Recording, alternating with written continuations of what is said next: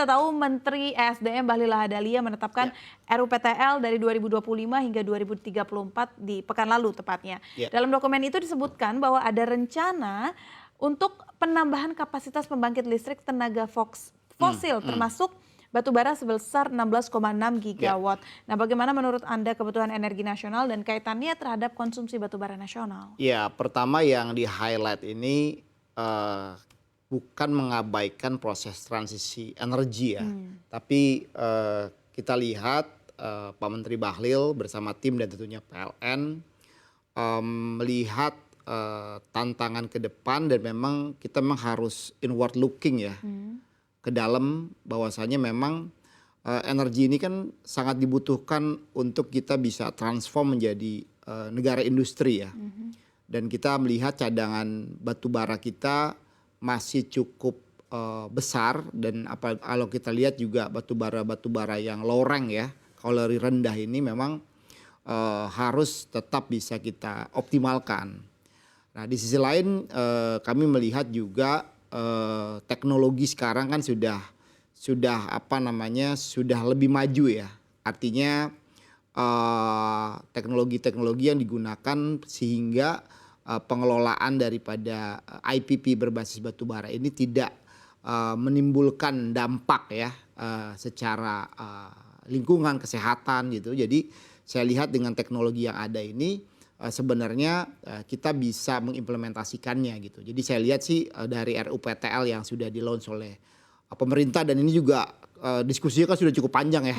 Udah hampir ya kita juga dilibatkan hampir 1 tahun lebih ya. Akhirnya juga di pertengahan tahun ini udah bisa rilis. Kami melihat ini RUPTL-nya memang sangat-sangat rasional dan berimbang ya. Dan saya lihat juga energi seperti nuklir gitu juga sudah terakomodir dalam RUPTL ini. Jadi bagian daripada kita juga menggenjot transisi, tapi di sisi lain kita juga realistis juga dengan apa-apa yang kita punya. Ya kita lebih inward looking lah sekarang ini. Karena kalau kita bicara factually juga seperti negara-negara Eropa misalnya ya, itu juga tetap mengkonsumsi batu bara, salah satu juga tujuan ekspor kita walaupun mungkin jumlahnya juga nggak besar ya. Ya, lantas dari apa yang sudah Bapak sampaikan, bagaimana dengan kaitannya kebutuhan energi nasional?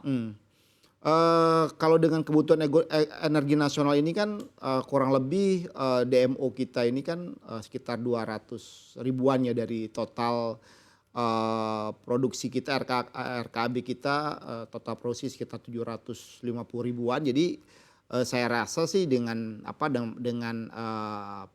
peningkatan konsumsi domestik ini kan sebenarnya mencerminkan konsumsi batu bara kita tetap tinggi ya. Demand-nya tetap ada gitu. Demand-nya tetap ada. Demand-nya Ya. gitu. Nah, berkaitan dengan demand yang tetap ada, tapi kita juga sedang menghadapi isu transisi energi. Dan ternyata batu bara ini masih dibutuhkan dalam banyak hal. Betul, betul. Khususnya untuk kebutuhan energi nasional. Nah, bagaimana Anda melihat peran batu bara untuk bisa menjaga pertumbuhan ekonomi nasional?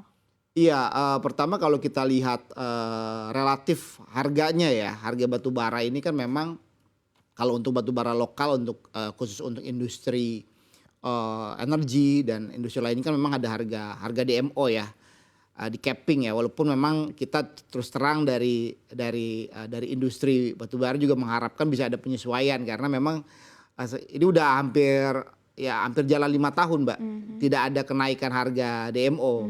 Di sisi lain kan kos produksi kita kan makin meningkat ya upah dan juga mungkin ya karena juga batu baranya makin dalam ya kosnya juga makin tinggi juga. Jadi harapan kami juga pemerintah juga bisa menyesuaikan tarif DMO dan sebenarnya kalau ada peningkatan tarif DMO juga itu bisa juga membuat energi yang lainnya semakin kompetitif kan.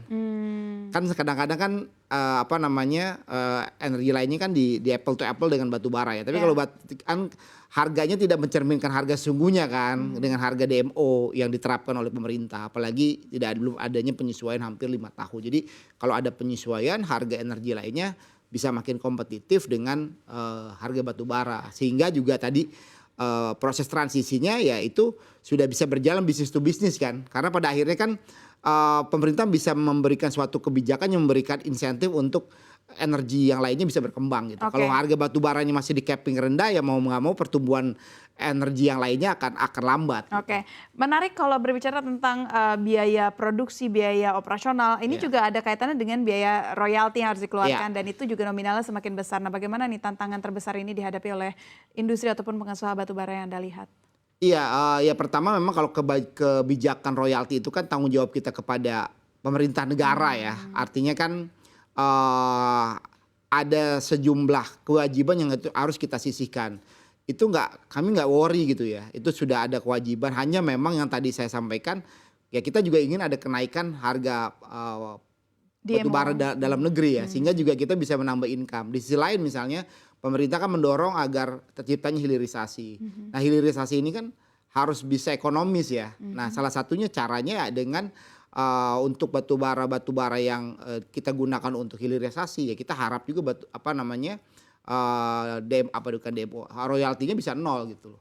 Royaltinya bisa nol. Jadi kan Oke. harganya kan kita bisa makin kompetitif ya gitu loh. Karena kan kita pastinya butuh teknologi, butuh investasi gitu. Yang dari itu nggak sedikit. Jadi harapan kami ya untuk proyek hilirisasi supaya ini bisa berjalan salah satunya ya batu bara atau royaltinya bisa kita nolkan. Kan pemerintah bisa mendapatkan income yang lain ya. Karena juga pastinya impor kan itu kan bahan substitusi ya.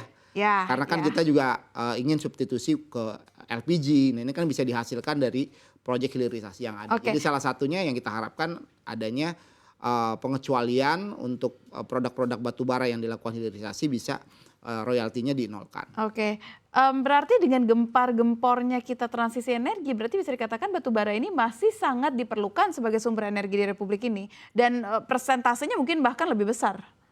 Ya faktanya kan dengan data-data yang ada ya. Tapi kan artinya yang tadi disampaikan harus ada kemajuan ya dari sisi batu bara tidak dimanfaatkan at is seperti batu baranya saja, Iya, tapi itu produk-produk bisa ya. ada produk turunan, bisa digasifikasi, bisa menjadi etanol dan lain sebagainya untuk bahan bakar bahan campuran BBM itu kan banyak sekali kebutuhan itu kan kita semuanya itu adalah impor kan sampai saat ini. Jadi Oke. mungkin untuk etanol sekitar 1,6 juta kita masih harus mengimpor kurang lebih 1 juta contoh ya. Nah ini kan bisa disubstitusi.